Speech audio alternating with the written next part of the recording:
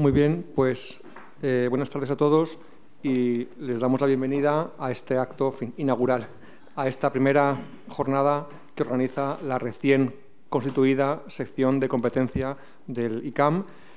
Jaime y yo no somos copresidentes de la de sanitario y farmacéutico, es un error de la plantilla, somos de la de competencia y junto con Irene pues compartimos el board de esta sección que hoy inauguramos con mucha ilusión, como hace todo en el colegio y con la anuencia del decano y la ilusión de que esta sea pues, la casa de todos y un punto de encuentro entre los profesionales de este área de Derecho, cuyo ejercicio es realmente apasionante. Voy a dar la palabra directamente a los intervinientes. Empezará Álvaro Pascual, que, en fin, aparte de abogado, en el despacho de Baño León ha sido presidente de la sección, con lo cual pues, es un orgullo tenerla aquí con nosotros. Después, Carmen Cerdá, que no requiere de ningún tipo de presentación en este ámbito, es doctora en Derecho y subdirectora de Vigilancia de la CNMC. Y cierra la mesa redonda el presidente Jaime de Blas, abogado en Pérez Llorca. Pues, sin más, voy a pedirles a los ponentes que se ciñan al tiempo, que son 15 minutos, y seré muy estricto con el tiempo para que luego dé pie a un turno de debate y podamos concluir a una hora sensata. Sin más, Álvaro.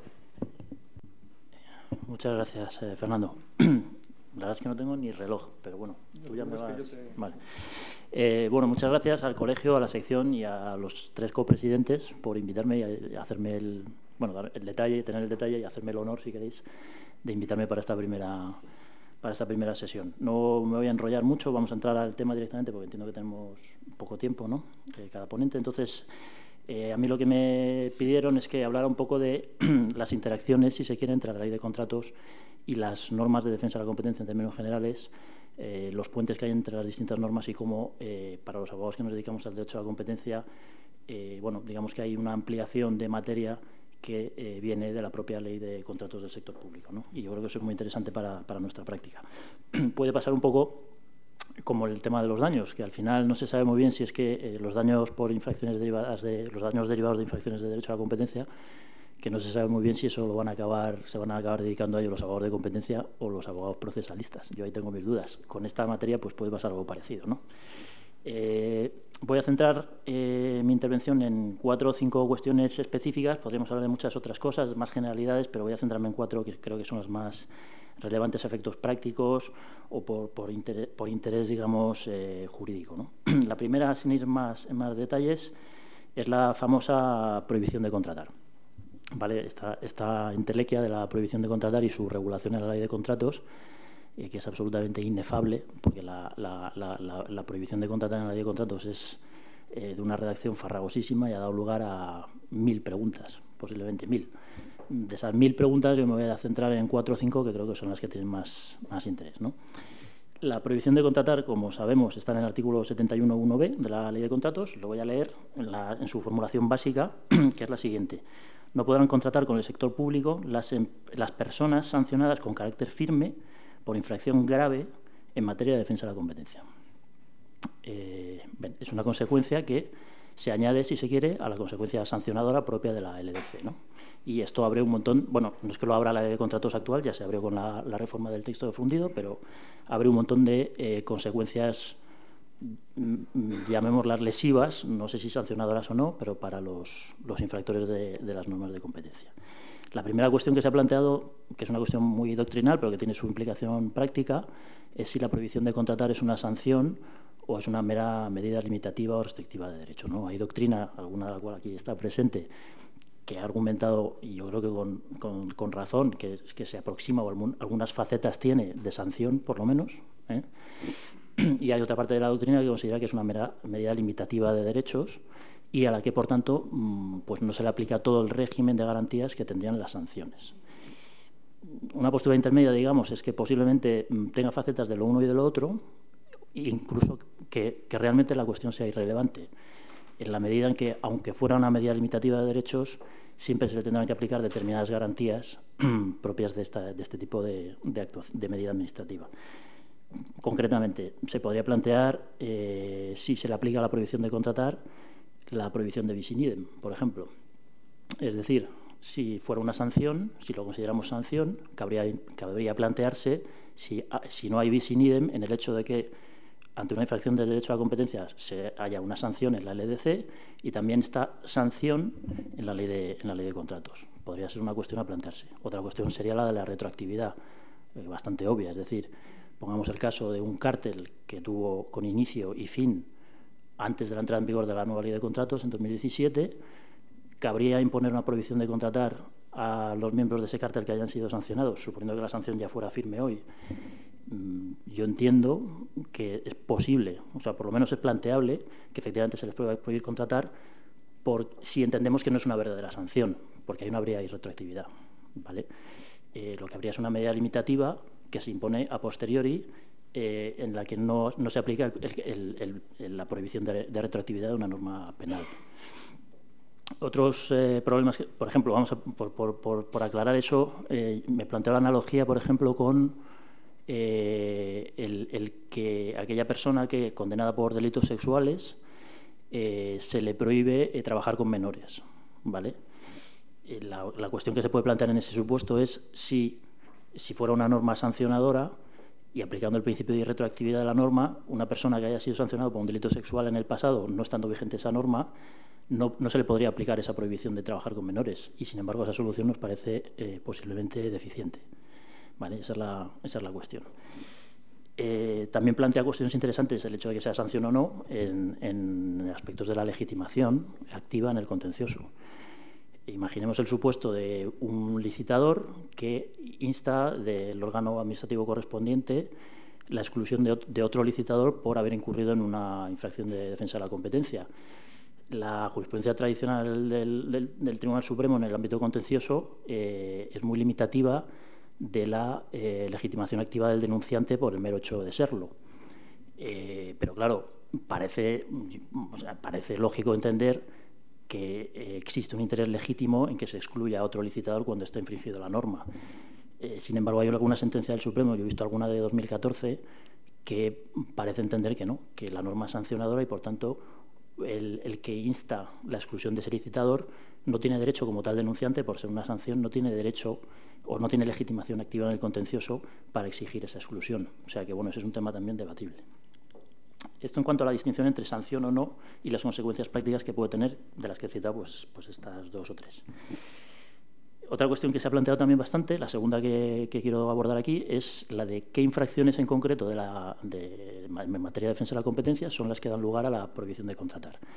El artículo 71 que he leído al principio dice que no se podrá contratar por infracción grave en materia de defensa de la competencia. No distingue, por tanto, yo entiendo que habría que incluir aquí los artículos 1, 2 y 3 a priori de la LDC, porque donde no especifica la ley, pues no deberíamos hacerlo nosotros. Sin embargo, es verdad que la directiva de contratación permite a los poderes adjudicadores excluir cuando los licitadores han llegado a acuerdos para limitar o restringir la competencia, lo cual parece dar a entender que limita estos supuestos de prohibición de contratar a los casos en los que ha habido colusión. Colusión, además, de carácter, o sea, acuerdos horizontales, ni siquiera acuerdos verticales. Entonces, bueno, si se hiciera una interpretación conforme con la directiva, digamos, cabría plantearse si la prohibición de contratar solo se aplica en casos de artículo 1 y dentro del 1 solo acuerdos horizontales. No necesariamente relacionados con licitaciones, por otra parte, porque tampoco lo especifica el precepto. Entiendo que también cabría aplicar la prohibición de contratar en casos de infracciones de los artículos 101 y 102, bien por sí solos, o, bueno, en aplicación, la Autoridad de Competencia Española debería aplicar el artículo 1 y el 101 y 102 conjuntamente. Autoridad española, que sería CNMC, o autoridades autonómicas. En eso no creo que haya mucho debate. Creo que sí que empieza a haber más debate, y además en una gradación, si queréis, hacia arriba, respecto a si cabe la prohibición de contratar cuando la infracción de defensa de la competencia ha sido apreciada no ya por una autoridad nacional, CNMC o autoridad autonómica, sino, por ejemplo, por la Comisión Europea. Y más allá de la Comisión Europea, por una autoridad de competencia de otro Estado miembro de la Unión. Y más allá de eso, por una autoridad de competencia de un país tercero, Estados Unidos, por ejemplo. Cabría prohibir contratar en esos supuestos y, más allá de la pregunta teórica, desde el punto de vista práctico, cómo se acredita esa decisión de un órgano extranjero, en qué estado procedimental se encuentra, de firmeza, etcétera, etcétera. Esos son problemas que yo creo que se pueden plantear. Tercera cuestión que quería tratar es, yo creo que la nuclear aquí, la que más controversia dio lugar al principio, no creo que tanto ahora, pero sí al principio se planteó mucho, que es quién decide, es decir, quién aprecia o quién impone la prohibición de contratar. Debe ser, básicamente, la discusión es, ¿debe ser la propia CNMC o autoridad autonómica o debe ser el órgano de contratación o concretamente el ministro de Hacienda, que es lo que dice la ley de contratos? La CNMC, vamos, oyendo algunas intervenciones y algunos artículos que vienen del entorno de la CNMC, digamos, parecen dar a entender que, bueno, que puede haber una interpretación en el sentido de que la CNMC puede imponer ella directamente la prohibición. Yo creo que eso no es así y que la ley de contratos no lo permite. Para explicarme, lo que dice la ley de contratos es que, lo tengo aquí delante, la prohibición de contratar se apreciará directamente por los órganos de contratación cuando la resolución administrativa se hubiera pronunciado expresamente sobre su alcance y duración. Es decir, de este precepto se ha querido deducir que, como la ley dice que se apreciará directamente por el órgano de contratación cuando el órgano administrativo se haya pronunciado, implícitamente se está admitiendo que el órgano administrativo se puede pronunciar sobre la prohibición de contratar. Yo creo que esa deducción es un poco... Es un tiro muy lejano, porque creo que hay un principio básico, que además está en la Ley 40, que es el principio de competencia, que dice que la competencia es irrenunciable y que se ejercerá precisamente por los órganos que la tengan atribuida. Vale, entonces, como en la LDC no hay una atribución expresa de competencia a la CNMC para imponer la prohibición de contratar, yo creo que es evidente que la CNMC, de lege data al menos, no puede imponer esa prohibición. Otra cosa es que el lege ferenda pues sea deseable una modificación de la LDC para dejar claro que sea la CNMC la que tiene atribuida la competencia para prohibir contratar. Que eso sea deseable, yo lo puedo entender porque parece lógico que el órgano que impone la sanción principal imponga también la accesoria, si es que pudiéramos llamarla accesoria, y además es el que ha conocido todos los hechos, etcétera, etcétera. También es verdad que, bueno, hay gente que puede plantear lo contrario, que lo ideal es que sea el órgano de contratación precisamente, o el Ministerio de Hacienda en este caso, el que aprecie si sí o no conviene que esta persona contrate con la Administración, porque hay otros intereses, aparte de la competencia, que pueden concurrir. Puede suceder, la cosa que se ha planteado, ¿no?, que de repente solo quede un licitador en el mercado, con lo cual el órgano de contratación también tendría que tener cierto, digamos, la posibilidad de pronunciarse sobre esta prohibición. En fin, lo cierto es que, tal como está hoy en día redactada la ley de contratos, mi opinión es que la prohibición se debe apreciar, como dice la ley, por el ministro de Hacienda. El procedimiento para hacer eso, y para llegar a ese pronunciamiento, que es la siguiente cuestión que quería tratar, no tiene mucho misterio. El pronunciamiento lo tiene que adoptar el ministro de Hacienda a propuesta de la Junta Consultiva, de Contratación Pública. Entiendo que con audiencia del interesado, como establece el Reglamento General de la Ley de Contratos de la Administración Pública, y es un procedimiento que, en principio, según ese propio reglamento, puede durar hasta 6 meses, con lo cual vemos la influencia que puede tener en lo que es el procedimiento de contratación. Para que el ministro de Hacienda se pueda pronunciar a propuesta de la Junta Consultiva, se establece la obligación para los órganos de competencia de comunicar, de remitir un oficio o copia directamente de la resolución a la Junta Consultiva, de tal manera que esté informada de todos los procedimientos sancionadores de competencia y pueda iniciar, en su caso, el procedimiento para apreciar la prohibición. Ese es un tema curioso también porque, claro, lo que dice el 71 es que no se puede contratar cuando se haya sido sancionado con carácter firme. No dice nada más el 71 y yo entiendo que cuando dice con carácter firme se refiere a firmeza. No se refiere a otras cosas que llamamos firme en vía administrativa o cosas así, que no son firmeza. O sea, cuando dice firmeza entendemos que es la firmeza, es decir, la firmeza de las resoluciones judiciales frente a las que no cabe recurso. La firmeza, la llamada firmeza en vía administrativa, que en fin, bueno, pero si no especifica, o si no debería haber especificado, puedes entender que se refiere a la firmeza en vía judicial, lo cual plantea dos caminos de repente, porque claro, pongamos el caso de que la CNMC pues declara la existencia de una infracción, sanciona, y esa sanción es efectiva inmediatamente, salvo suspensión cautelar en el contencioso. Mientras que la prohibición de contratar, si atendemos a este criterio que estoy mencionando, todavía no es firme en vía judicial y, por tanto, la prohibición de contratar no se podría apreciar hasta mucho después. Bueno, tampoco produciría esa dicotomía de aplicación en el tiempo de una consecuencia y otra. El otro tema también que ha causado interés, obviamente, es el de, dentro de la prohibición de contratar, es el de cómo opera la famosa exención o las exenciones que se prevén en determinados casos de esta prohibición, ¿vale? La leo, o sea, primero describo cuál es esa exención de la prohibición, ¿no? Lo que dice el 72.5 es que bien en el procedimiento en el que el ministro de Hacienda debe decidir si prohíbe o no contratar, o bien a posteriori, es decir, una vez impuesta la prohibición de contratar, y para cortar su duración, digamos, de esa prohibición, la empresa puede quedar dispensada de esa prohibición. Es decir, que no se le imponga nunca o que una vez impuesta se acorte si concurren dos condiciones. Una es que pague la multa o que se comprometa a pagar la multa impuesta en el seno del procedimiento sancionador que da lugar a la prohibición, y que haya adoptado medidas técnicas, organizativas y de personal para evitar la futura comisión de infracciones. Dentro de esto, además, es que esto venía en la directiva. Dentro de esta segunda condición de adoptar medidas técnicas organizativas, básicamente tener un programa de compliance, para entendernos, y aunque no lo prevé la directiva, la ley de contratos, aunque sistemáticamente no es muy acertado, pero lo mete aquí y me parece bien, incluye dentro de estas medidas haberse acogido a un programa de clemencia. Es decir, que si, tal como está redactado, si uno paga o se compromete a pagar y se ha acogido un programa de clemencia, supongamos que es el caso en el que estás en clemencia no de exención, sino de reducción de multa, cualquiera de las dos, entonces quedarás exento de la prohibición de contratar.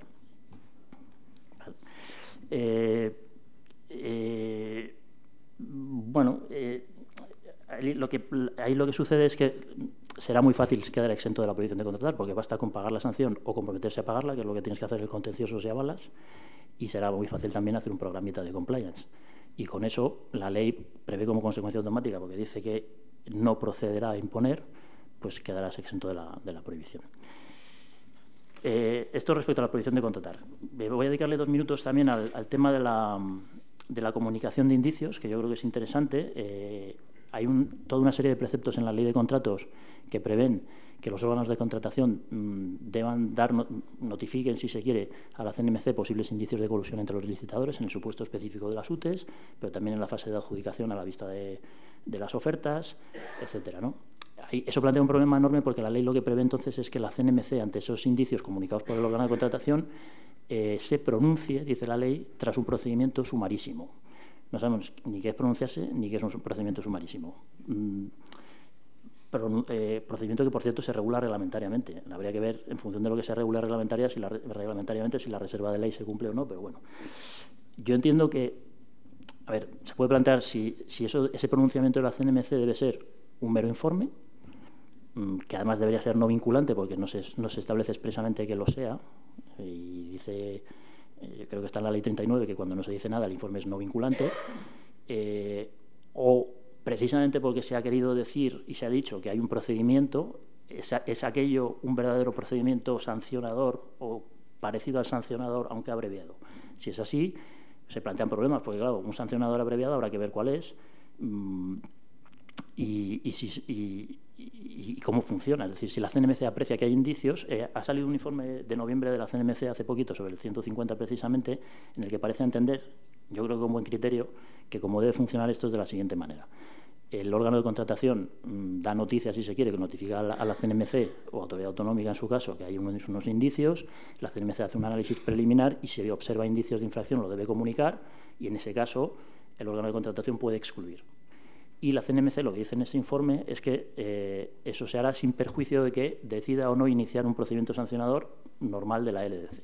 Me parece bien, con la única matización de que si la CNMC detecta indicios de infracción, yo creo que la LDC le obliga a incoar el sancionador, porque lo dice así. Yo creo que no lo he mirado, pero me suena por algún asunto que la LDC dice la CNMC incoará. Y esto se ha hablado mucho con el tema de la información reservada. Es decir, cuando tienes una información reservada de 2 años y sigues sin incoar, oye, usted debe incoar cuando tienes los indicios. Pero bueno, esa es otra batalla. Termino en un minutín, ya verá que lo cumplo. Otro tema interesante, muy puntual, es el de la legitimación de las asociaciones, en el recurso especial, aparte de la dicción clásica, que era de que cualquier persona con interés legítimo puede interponer el recurso especial en materia de contratación, se entiende ahora, además, y es un añadido respecto al artículo antiguo 42 del texto refundido, que cualquier asociación empresarial, organización empresarial sectorial representativa de los intereses afectados puede interponer ese recurso. Esto puede dar lugar sin limitación, al contrario que para las organizaciones sindicales, que sí les impone una finalidad a ese recurso, la defensa de los intereses de los trabajadores. Aquí no, es sin limitación, una asociación empresarial puede recurrir.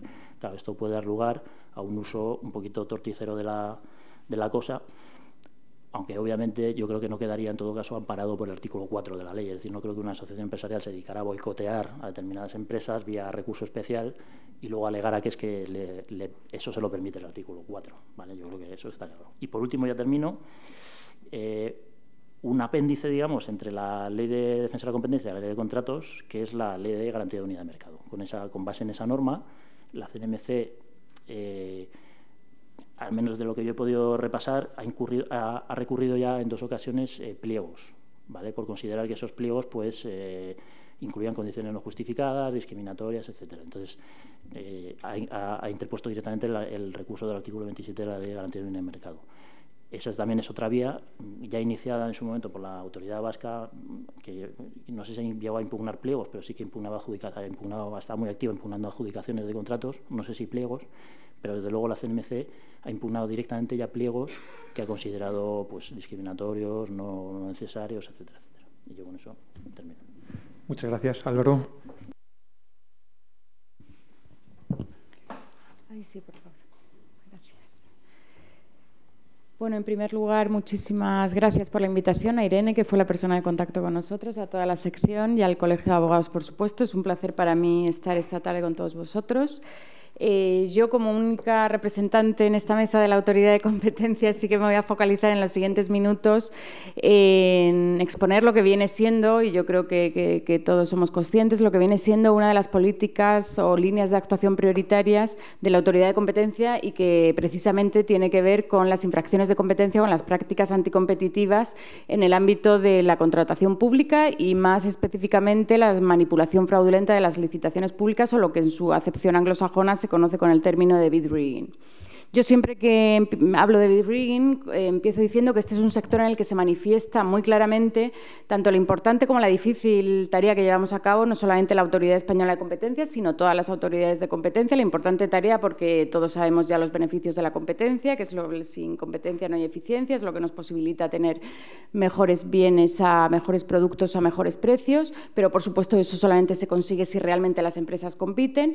Y por otra parte, la difícil tarea porque evidentemente la mayoría de las empresas saben de la legalidad de estas prácticas, intentan no dejar huella de ellas y aunque las autoridades de competencia tenemos intensos poderes de investigación, a veces incluso se hace muy difícil y sobre todo en este sector se hace muy difícil detectar este tipo de prácticas por las razones que ahora explicaré, por lo que nos conmina a desarrollar nuestros poderes investigadores o a desarrollar nuestro instinto policíaco, si me permitís la expresión, todavía más como también explicaré. Muy rápidamente, empezando por el principio, pero esto todos lo sabemos, resulta muy difícil exagerar la importancia que tiene la contratación pública para cualquier economía de cualquier país. En España supone casi el 20% del Producto Interior Bruto. Desde el punto de vista cuantitativo, desde el punto de vista cualitativo, afecta a todos los sectores y sectores esenciales como justicia, educación, infraestructuras, transportes, defensa. Según estudios internacionales, las prácticas anticompetitivas en este sector pueden llegar a incrementar el precio de los productos o de los servicios hasta en un 20%, con lo cual es evidente el perjuicio económico que ocasiona tanto a las arcas públicas como a los consumidores, además de, evidentemente, el beneficio ilícito que estas empresas se embolsan. En un informe de la CNMC de 2015 se cuantificaba el sobrecoste que estas prácticas suponían en más de 47.000 millones, un 4,5% del Producto Interior Bruto. En breve también va a salir publicado un informe de la CNMC donde han hecho un análisis econométrico también de la estimación económica que supone la elección de el procedimiento abierto mediante un procedimiento, frente a un procedimiento negociado. Con lo cual, bueno, pues yo creo que estos datos justifican, desde luego, que todas las autoridades de competencia, y no solamente autoridades de competencia, organismos multilaterales, hayan puesto el foco y hayan puesto la prioridad en detectar y erradicar este tipo de prácticas. ¿De qué hablamos cuando hablamos de bid rigging? Evidentemente del acuerdo que tiene lugar entre las empresas que se presentan a una licitación para evitar la competencia entre ellas, decidir cuál va a ser la oferta, el precio que van a ofertar cada una de ellas y decidir, en último lugar, quién va a resultar ganador de la licitación. Evidentemente eso lo hacen creando una falsa apariencia de competencia, normalmente a través de ofertas de acompañamiento, es decir, yo decido que tú vas a ganar, pero yo también presento ofertas para que aparentemente haya una cierta concurrencia en el procedimiento de licitación. Además, aquí hay que tener en cuenta la especificidad de estos mercados, a diferencia de en otros mercados, donde evidentemente hay una pluralidad de oferentes y demandantes y donde, si me permitís, la lucha competitiva es por un trocito de la tarta. Aquí la competencia es por el mercado, es decir, el que gane lo va a ganar todo durante 1 año, 2 años, 3 años, lo que dure el contrato. Se considera tan grave que está expresamente contemplada las prácticas anticompetitivas en este sector de licitaciones públicas dentro de la definición de cártel de la disposición adicional 4ª de la LDC. Como os podéis imaginar, evidentemente, y de esto podríamos hablar mucho, pero la imaginación es ilimitada cuando se trata de hacer el mal, pero de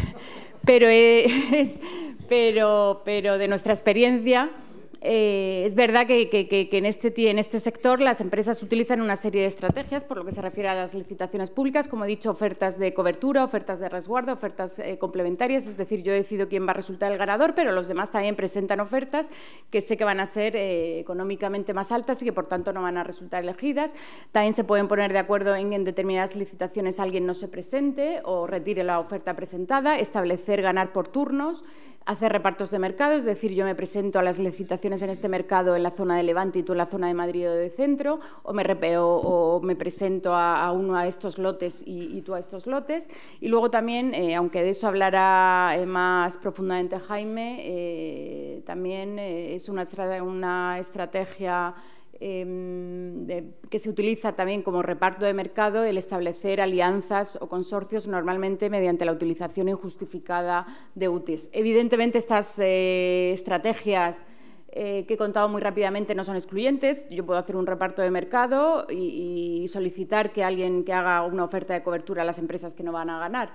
Y además, normalmente incluyen también sistemas y mecanismos de reparto de beneficios. Como he dicho antes, aquí el ganador lo gana todo, pero el perdedor no lo pierde todo, si no, no tendría sentido entrar en el juego. Y, evidentemente, aunque haya un ganador de la licitación, luego tienen o bien pagos compensatorios o bien subcontrataciones que le aseguran también a los perdedores, supuestamente, de la licitación que van a obtener un beneficio por haber participado en ese acuerdo, en ese cártel. Muy rápidamente también, para que veáis que esto no es pura retórica,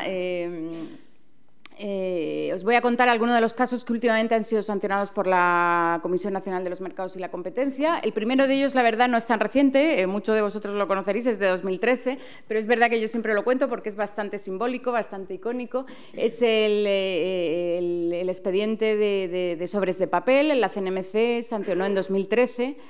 Desmanteló y sancionó con más de 44 millones de multa a 15 empresas por haber participado en un cártel durante más de 30 años, que coincidió precisamente con las primeras elecciones democráticas en España en 1997 hasta 2010, que cuando fueron llevadas a cabo las inspecciones por la CNC. Las empresas lo que hacían era repartirse tanto la fabricación como la fabricación y el suministro de los sobres de papel, de estos sobres que utilizamos y que normalmente metemos dentro de la urna, de los sobres tanto para diputados como para el Senado.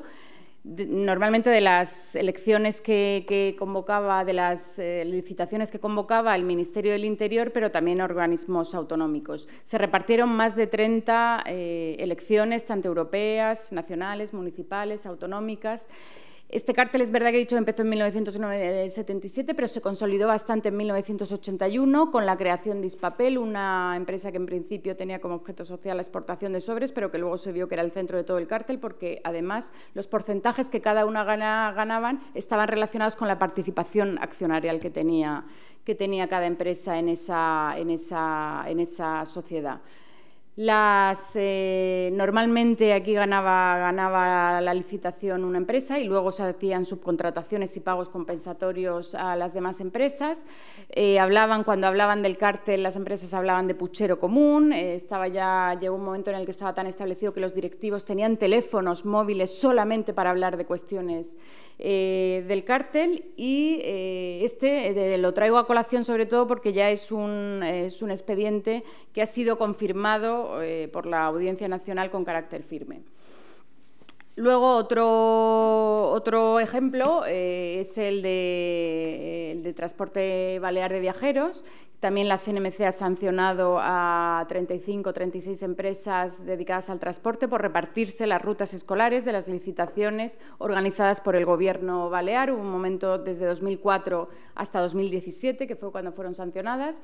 Hubo un momento, además, que el Gobierno balear, para fomentar precisamente la concurrencia de empresas, dividió la licitación por lotes que correspondían a cada una de las rutas escolares, y lo que hacían las empresas era directamente repartirse las rutas escolares. Aquí la estrategia era un poco más burda porque normalmente solamente se presentaba una empresa, que era la que ganaba la ruta escolar, lo cual tampoco tenía mucha justificación, porque si tú puedes hacer una ruta escolar, no sé, en Mallorca, puedes hacer otra que una empresa que tiene autobuses podría optar a otra. Pero aquí solamente se presentaba, y también tuvo mucha incidencia o un papel bastante relevante la Federación de Empresarios Baleares de Transporte, porque era la que centralizaba toda la información. Le tenían que mandar, antes de las empresas de forma autónoma, mandar las ofertas que realizaban al órgano contratante, se las mandaban a la Federación con los sobres abiertos, y la Federación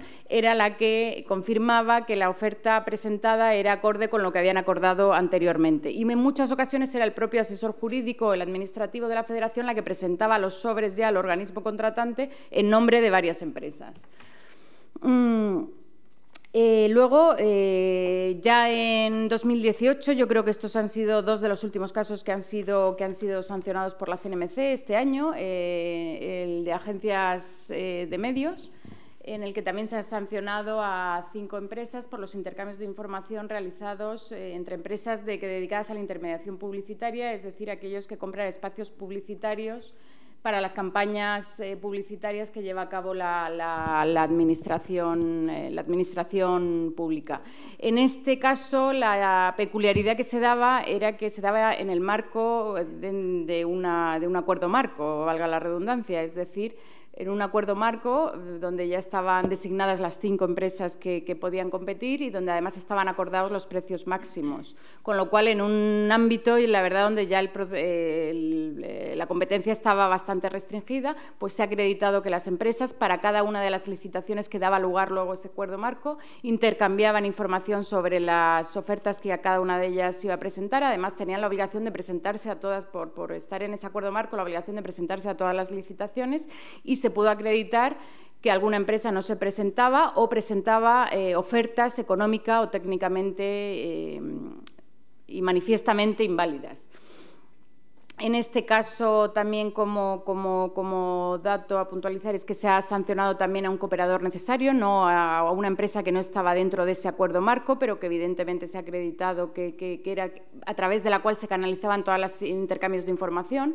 La empresa le daba la información a esta empresa, y esta empresa trasladaba esa misma información al resto de las empresas, y por tanto, aunque no participaba en ese mercado, pero se le ha sancionado como cooperador necesario. Y también se ha impuesto sanciones a los directivos, entendiendo que habían tenido un papel relevante tanto en el diseño como en la implementación del cártel, porque además se acreditó que toda la comunicación la hacían a través de webmail, no de sus correos corporativos, sino a través de webmail, lo cual, bueno, pues pues todavía enfatizaba más la gravedad de la conducta. Y por último, también el cártel sancionado este verano, creo, de licitaciones informáticas, en el cual también se ha sancionado a varias empresas dedicadas a prestar servicios de desarrollo y de mantenimiento de programas, aplicaciones informáticas a organismos de la Administración General del Estado.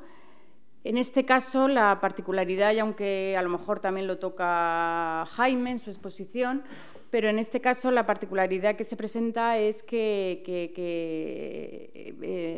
la práctica anticompetitiva la llevaban a cabo a través de alianzas y consorcios empresariales, básicamente a través de UTEs que estaban injustificadas, porque eran UTEs muy prolongadas en el tiempo. Y además, en algún caso también la Administración cambió el sistema y distribuyó una determinada licitación en diversos lotes y, sin embargo, se seguían presentando para fomentar precisamente la concurrencia y se seguían presentando en las mismas UTEs. Las empresas aquí también acordaban determinados porcentajes de participación, había subcontrataciones en exclusiva, es decir, a las empresas en las que eran subcontratadas no podían participar en la licitación. Y en este caso, por ejemplo, sí que no han sido sancionados los directivos, porque, como sabéis, el umbral, el estándar que ha puesto la Audiencia Nacional en los últimos casos, sobre todo en infraestructuras ferroviarias y en el expediente de AIO, es que los directivos tienen que tener un papel cualificado, es decir, un papel relevante en el diseño, en la implementación, en la puesta en marcha del cártel. Y aquí, sin embargo, bueno, no solamente, es decir, que no es solamente necesario con la simple presencia en las reuniones donde se acordó el cártel. Y aquí, como no, entonces, evidentemente va a ser una cuestión casuística, es decir, casuísticamente, dependiendo del material probatorio que tenga la autoridad de competencia. En este caso, no se ha entendido que se tenía material probatorio en este sentido, por lo que en el caso de aplicaciones informáticas no se ha sancionado a los directivos. Como veis, bueno, pues son cárteles que son muy difíciles de detectar. Yo diría que en este ámbito más que cualquier otro cártel, básicamente por tres razones. A diferencia de lo que pasa en otros mercados, donde las cantidades y los precios se determinan simultáneamente, aquí las cantidades las fija la Administración. El oferente, la empresa, sabe que por mucho que baje el precio no va a conseguir más cantidad que la que ha fijado la Administración que necesita, con lo cual la única forma de sacar un beneficio es, evidentemente, maximizando el precio y poniéndose de acuerdo con sus competidores. Además, si uno de ellos rompe el cártel, debido básicamente a la transparencia del procedimiento de licitación, sabe que será descubierto y que, por tanto, la lucha competitiva prevalecerá y, por lo tanto, hay pocos incentivos a romper el cártel, por lo que suelen ser más estables. Además, también es verdad que son cárteles que son difícilmente detectables solamente con los datos de una licitación, por las razones que estoy diciendo, porque, en principio, las empresas crean la apariencia de competencia. Y, además, evidentemente, la autoridad de competencia no participa directamente en estos procedimientos de contratación, sino que son los órganos contratantes que, evidentemente, tienen puesto el gorro de órgano contratante y lo que les interesa es adjudicar y ejecutar el contrato lo antes posible y no están pensando en cuáles son los indicios o si hay indicios de alguna práctica anticompetitiva. Fernando, no sé cómo voy de tiempo. ¿Sí? Vale. Bueno, pues entonces muy rápidamente. Evidentemente hay ciertas cosas que la experiencia vamos teniendo claras, pero, sin embargo, bueno, pues sigue siendo un campo en el que es extraordinariamente difícil detectar este tipo de prácticas anticompetitivas y, por lo tanto, como digo, las autoridades de competencia, no solamente la española, han adoptado en este campo un enfoque más proactivo. Evidentemente, los instrumentos que estamos utilizando son los instrumentos clásicos, el tener una legislación efectiva de competencia que nos dé poderes de investigación y que, además, estemos poniéndolos en marcha. Si veis las notas de prensa de las últimas inspecciones que hemos llevado a cabo en la CNMC, pues algunas veréis que están involucradas en cuestiones de licitaciones públicas. Y eso, evidentemente, es disuasorio para el que lo comete, y no solamente el verse descubierto por la autoridad de competencia, sino también por un competidor en el programa de clemencia. Evidentemente, también el poner multas que sean realmente disuasorias. Aquí no es que la multa no es un agravante, no es que la multa se cuantifique de forma diferente, pero sí que en las propias indicaciones provisionales que han sido publicadas se tiene en cuenta como un reproche adicional el hecho de que sea un mercado, dentro de las características del mercado, el hecho de que sea un mercado de licitaciones públicas. También la sanción a directivos, como he dicho, esto dependerá del material probatorio que tenemos, pero desde luego tenemos muy claro que si tenemos material probatorio en este ámbito vamos a aplicar la sanción a directivos, y la prohibición a contratar, que al contrario de lo que ha dicho Álvaro, yo creo, hasta donde yo tengo entendido, tenemos claro que no somos nosotros los que tenemos que aplicar, que es la Junta de Contratación la que lo tiene que aplicar. Y no es que haya sido, no hay ninguna resolución, pero sí en este expediente de electrificación sí que ha sido el primer expediente donde la Dirección de Competencia, y que está ahora en sede de resolución en el Consejo, en el que la Dirección de Competencia no ha propuesto aplicarla, porque entendemos que tampoco el Consejo la tendría que aplicar, pero mencionamos que sería aplicable, que resultaría aplicable, porque este expediente ya fue incoado tras la introducción de esta prohibición a contratar. Desde el punto de vista, ya muy rápidamente, 2 minutos, desde el punto de vista propiamente de la detección, el esfuerzo adicional que estamos realizando se basa fundamentalmente en reforzar, evidentemente, nuestras relaciones con autoridades de competencia que están más desarrolladas y de las cuales podemos aprender. La coreana, la japonesa, aquí en Europa la británica, la Comisión Europea también están haciendo cosas interesantes. Reforzar también la cooperación y los canales de comunicación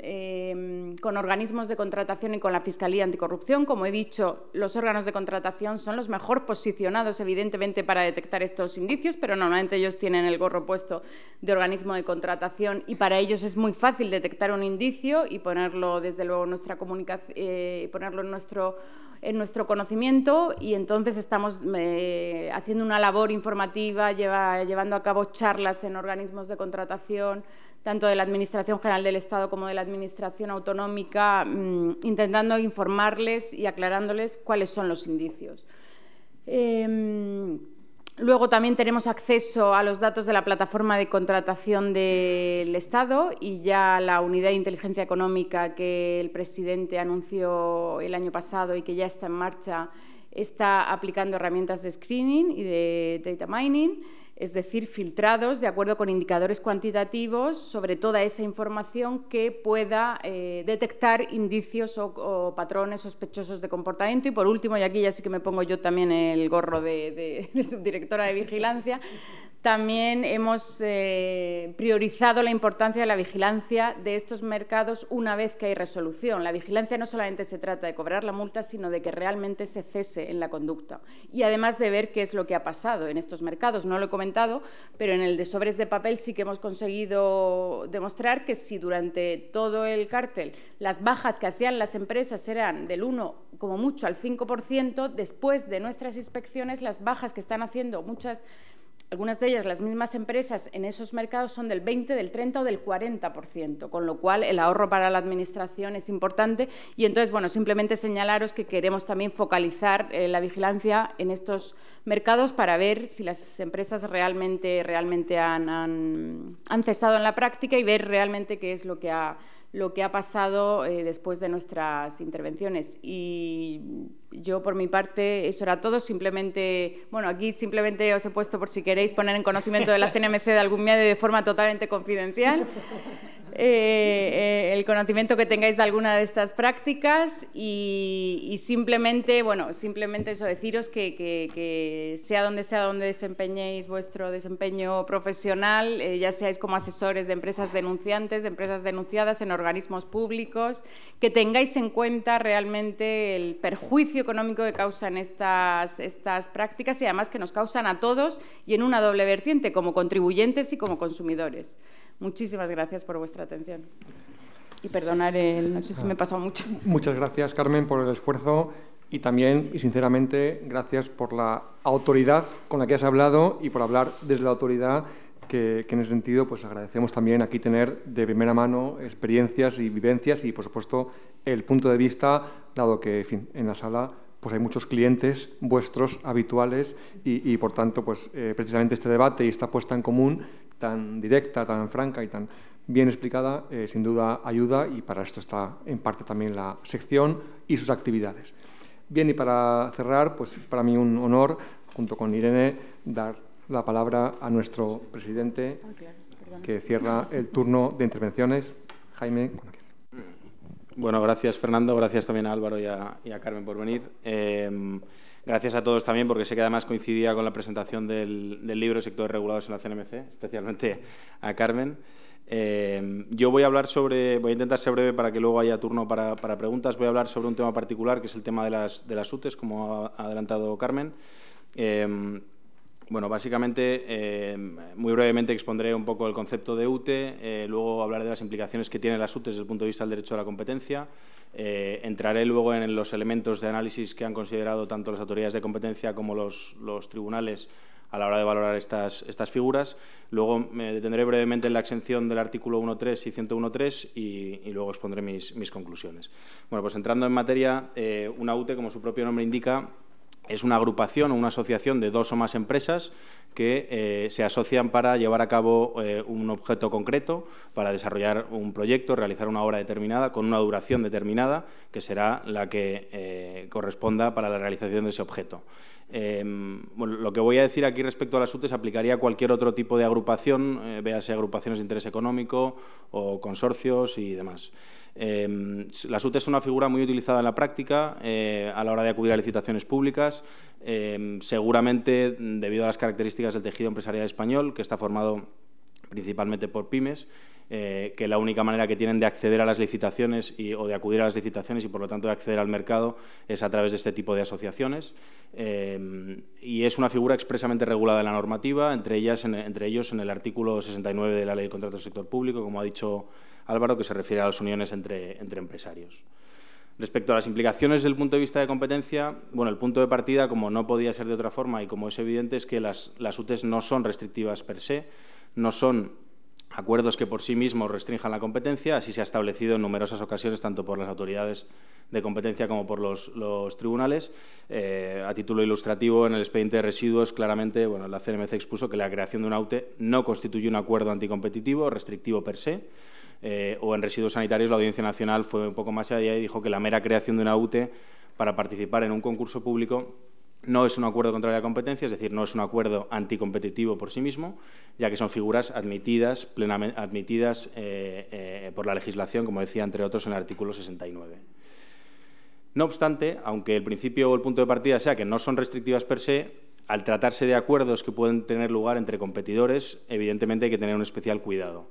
Así lo ha establecido la CNMC, hablando de una especial atención a la hora de constituir una UTE entre empresas que pueden ser competidoras.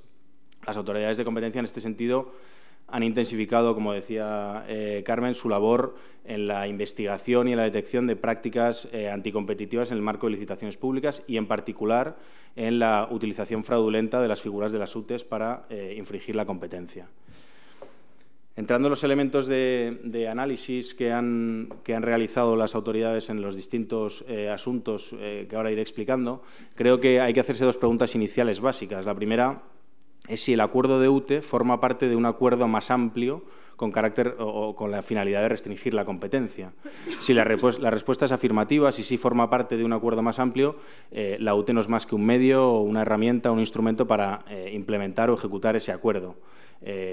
Tenemos una gran cantidad de ejemplos, entre ellos, por ejemplo, en el expediente de ambulancias conquenses, el Tribunal de Defensa de la Competencia, en 2005, consideró que la creación de una UTE para la prestación del servicio de transporte sanitario público y privado en la provincia de Cuenca no era restrictiva per se, pero la utilización de esa UTE para la prestación del servicio de transporte sanitario privado sí que era, bueno, a mutuas y aseguradoras sí que fue restrictiva a la competencia en la medida que tenía como finalidad repartirse el mercado de estos servicios en la provincia de Cuenca.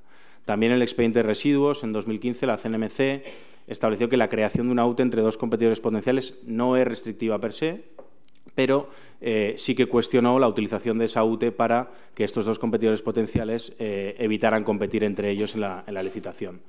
Y más recientemente, en el último expediente, creo, en materia de UTEs incoado en julio de este año, de instalaciones meteorológicas, a tenor de lo dispuesto en la nota de prensa de la CNMC, parece que están investigando la utilización fraudulenta también de UTEs para un posible reparto de mercado entre 3 empresas presentes en este mercado.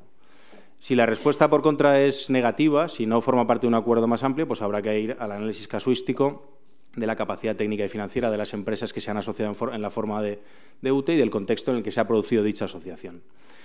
Y la segunda pregunta, para mí, bueno, claramente es el quid de la cuestión, ¿no? Es si las empresas que acuden a una licitación en forma de UTE podrían haberlo hecho a título individual. Si la respuesta es que no, no estaríamos ante una restricción, ante un acuerdo entre competidores, ni siquiera potenciales, con lo cual no estaríamos ante una restricción de la competencia, una restricción del artículo 1 o 101. Así se ha pronunciado, o en este sentido aparece reflejado en las directrices de la Comisión Europea sobre acuerdos de cooperación horizontal, donde bueno, pues establece que, por lo general, un acuerdo de comercialización no debe suscitar problemas de competencia si hace objetivamente o es objetivamente necesario para que una empresa pueda acudir a prestar un servicio que no podría haberlo prestado de manera individual. Y concluye que una aplicación concreta de este principio serían los arreglos de consorcio que permiten a las empresas implicadas participar en proyectos que no podrían haber llevado a cabo a título individual. Por contra, si la respuesta es afirmativa, es decir, si sí que podrían haberse presentado a título individual, pues nuevamente vamos al análisis casuístico. Y entrando un poco en los elementos del análisis, antes de entrar en la capacidad para concurrir individualmente, que como decía creo que es el kit de la cuestión, hay una serie de elementos que la autoridad ha tenido, o de criterios que la autoridad ha tenido en cuenta en algunos asuntos en el pasado.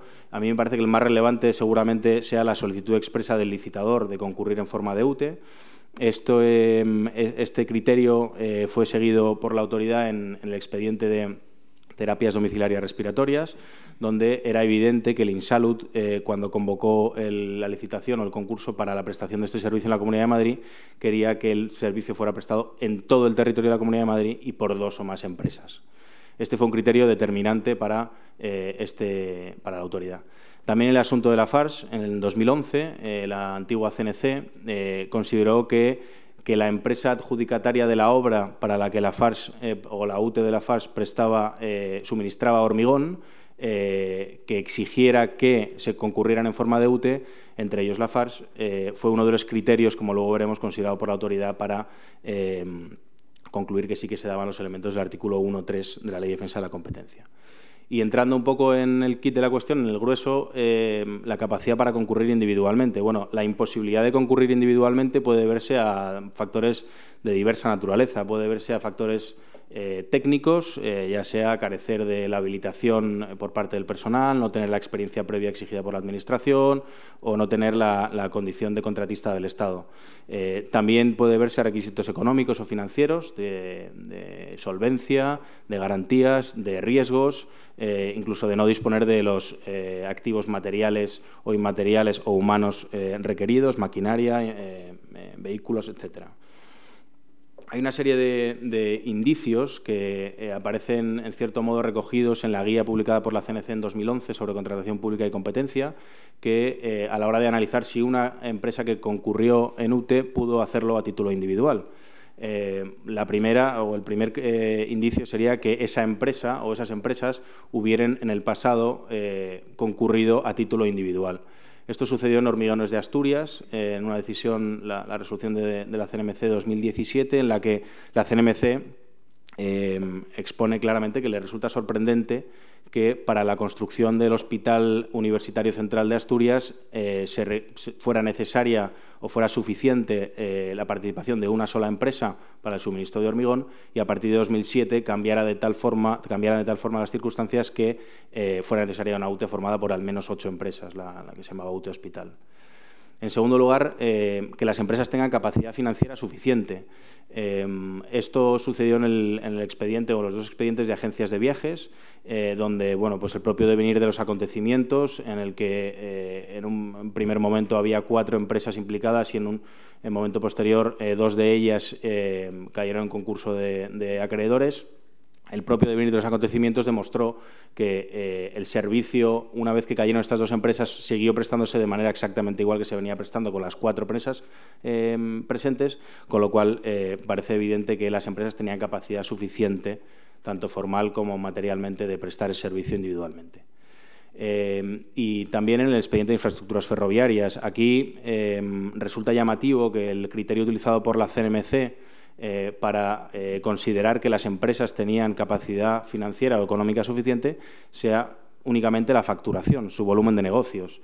De hecho, si no recuerdo mal, dice algo así como que su volumen de negocios, su elevado volumen de negocios, refleja el potencial que tenían estas empresas y, por tanto, la capacidad que tenían para poder acudir individualmente.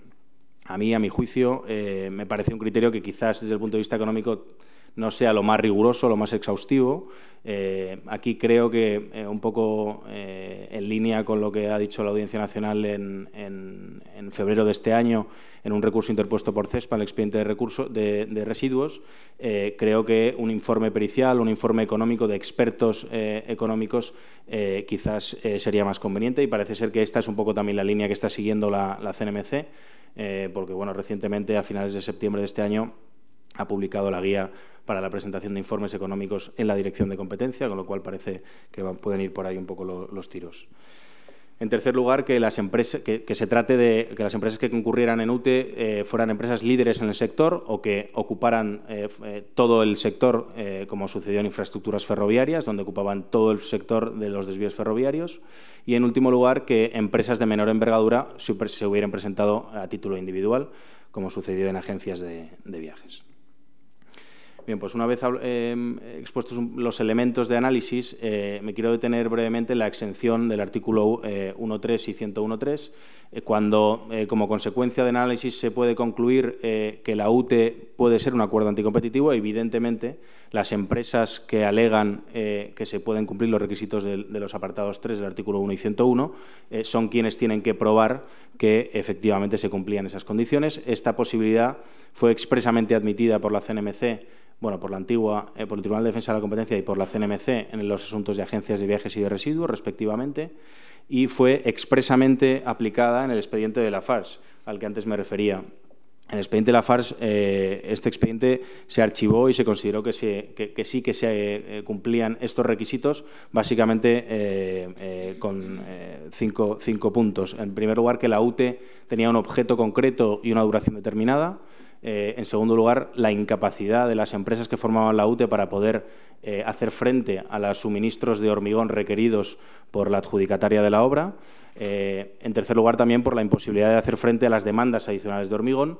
En cuarto lugar, por las fortísimas garantías que exigía la presentación a ese concurso. Y, en último lugar, como he dicho antes, pues que la propia empresa adjudicataria de la obra exigía que la forma jurídica en la que se presentaran estas empresas fuera en forma de UTE. Y ya para terminar, bueno, las conclusiones, cuando uno se pone a analizar un poco los precedentes que ha habido desde hace muchísimos años en materia de UTEs, bueno, yo creo que solo puedo tener dos certezas. Una es evidente, y es que las UTEs no son restrictivas per se, aunque en la medida en que pueden ser acuerdos entre competidores hay que prestar un especial cuidado o una especial atención en su creación y en su utilización. Otra, como ha quedado bastante claro por la exposición de Carmen, es que las autoridades de competencia están dedicando en los últimos años importantes recursos a la detección y a la investigación del uso fraudulento de UTEs en materia de licitación pública, además del expediente o de la incoación del expediente al que me refería antes de instalaciones meteorológicas, incoado este año en julio. También tenemos, como decía Carmen, pendientes de resolución el expediente de electrificación ferroviaria, en el que también entiendo que se entrará a analizar el tema de las UTEs. Y luego, bueno, creo que como recomendación es necesario un análisis exhaustivo a la hora de crear una UTE, también, como decía, a la hora de utilizar una UTE. Y creo que en este sentido la utilización de informes económicos o periciales pues puede ser una herramienta importante, tanto para tener argumentos como en caso de que la CNMC considere que las UTEs tienen un objetivo ilícito, pues para defendernos. Muchas gracias, Jaime, y a los tres ponentes por la calidad de sus intervenciones y por el esfuerzo del tiempo, lo que nos permite abrir un turno de debate. Sí que rogaría que quien quiera preguntar, se presente y que sean preguntas también concisas. La doctrina, por alusiones, no quiere... Javier.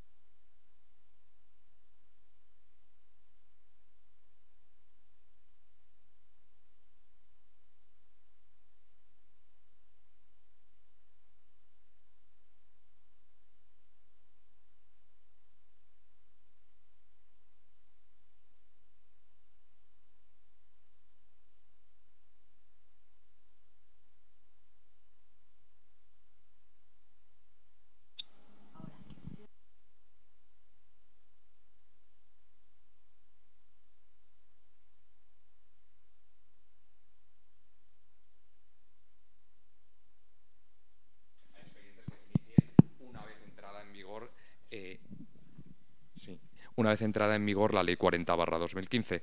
Pero vamos, yo con independencia eso sí que creo y en eso discrepo de lo que has comentado, Álvaro, sobre la posibilidad de que sí tienen y que no es necesario modificar la ley de creación de la CNMC, ni la ley de defensa de la competencia.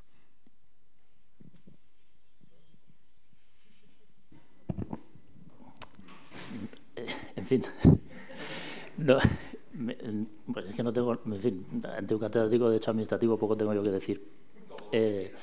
Pero bueno, dicho lo cual, yo lo que creo que hay una cuestión fundamental y es que es el principio de competencia, que eso no lo podemos obviar, pero además de eso hay muchas otras cuestiones. Por ejemplo, es decir, pues una que se plantea es por qué existen dos. Si la CNMC es competente, porque también lo es el Ministerio de Hacienda. Es decir, hay una competencia que tienen dos órganos administrativos, porque hay dos procedimientos, porque hay dos órganos con la misma competencia.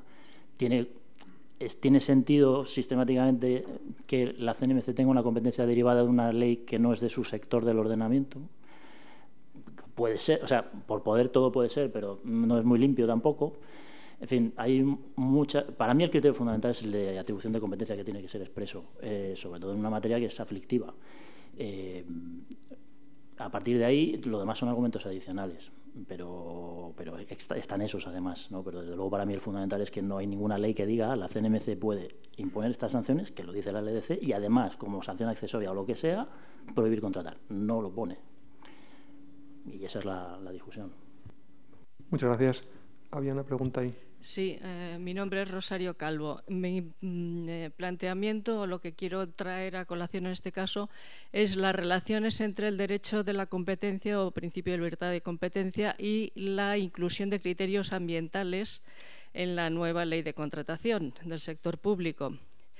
El hecho de incluir criterios ambientales en la contratación pública tiene como un objetivo claro, es decir, empujar a las empresas a que cumplan por fin con la normativa ambiental, que no se cumple, y además facilitarles o empujarles también a que hagan un cambio tecnológico hacia tecnologías limpias, tecnologías de bajo carbono, que a la vez permitan cumplir con los objetivos de cambio climático.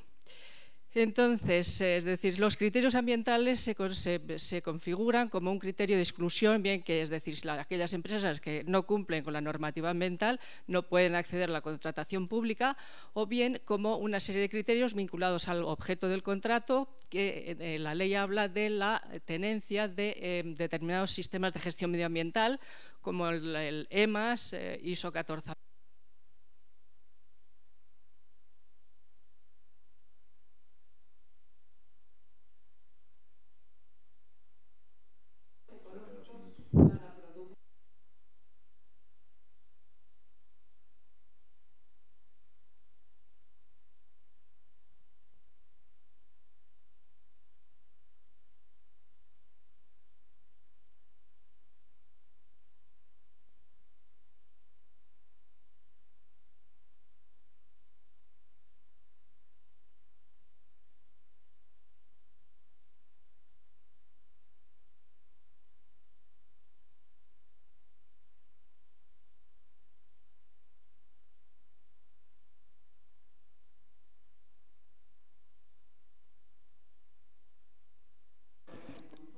Si podemos ceñirnos como a competencia y a la pregunta concreta, Rosario. Sí.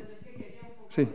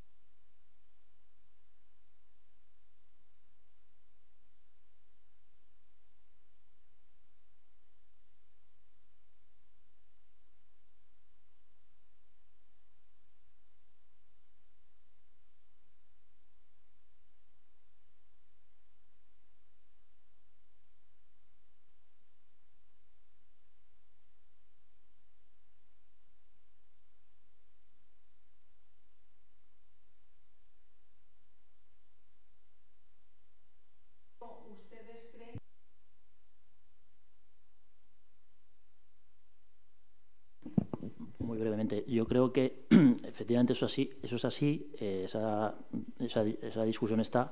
Creo que hay un control que se está ejerciendo por los tribunales de recursos, en los que se están impugnando pliegos en los que efectivamente esos requisitos, no, es que necesito un ladrillo ISO no sé qué, no, oiga, yo tengo un ladrillo verde que es igual. Eso se está impugnando en los recursos especiales, por una parte, y por otra parte yo creo que puede haber un control de eso también vía, lo que decía antes, por la CNMC, vía Ley de Garantía de Unidad de Mercado, entre otros instrumentos, en los que la CNMC ya está controlando los pliegos, está controlando la proporcionalidad, digamos, y la justificación de ese tipo de restricciones. ¿Alguna cuestión más? Bueno, pues a continuación queremos invitarles a un pequeño cóctel de celebración de la jornada y, por supuesto, en nombre del presidente, de Irene, el mío propio y de la Junta de Gobierno de este colegio, que ha tenido a bien nombrarnos para esta sección, estamos totalmente disponibles y a vuestra disposición para cualquier propuesta que queráis trasladarnos. Gracias por vuestra asistencia.